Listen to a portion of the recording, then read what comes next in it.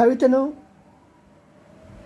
ఆమెతో పాటు కేజ్రీవాల్ని పక్కన కూర్చోబెట్టి ఇంతవరకు కవిత చెప్పిన విషయాలన్నీ కూడా ఫలానా వారికి ఇంత వాటా ఉంది, ఫలానా వారికి అంత వాటా ఉంది, ఆయనకి మేము ఇంత ఇచ్చాము, ఆయనకి ఇంత ఇచ్చాము అని చెప్పిన కథలు కాకేమో లెక్కలు అన్నింటినీ కూడా కేజ్రీవాల్ని పక్కన పెట్టుకొని, అయ్యా నీకు ఇచ్చినట్టుగా కవితమ్మ ఇన్ని కోట్లు 100 కోట్లు గోవా ఎలక్షన్స్కి అని అంటే మరి కేజ్రీవాల్ ఏం సమాధానం చెప్తాడు? వాస్తవం అయితే వాస్తవం చెప్తాడు. ఎందుకంటే ఒక నిబద్ధత కలిగిన వ్యక్తి కేజ్రీవాల్. ఎందుకంటే అన్నా హజారే చేసిన ఉద్యమం నుంచి వచ్చిన వ్యక్తి ఇతను.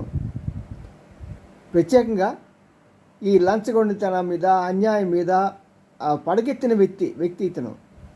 మరి అలాంటి వ్యక్తి మరి కోతి వేషాలు వేసే కవితమ్మ, ఈ డబ్బు కోసం ఏ పని చేసే కవితమ్మని ఆమెతో మరి ఉన్నట్టుగా చెప్పి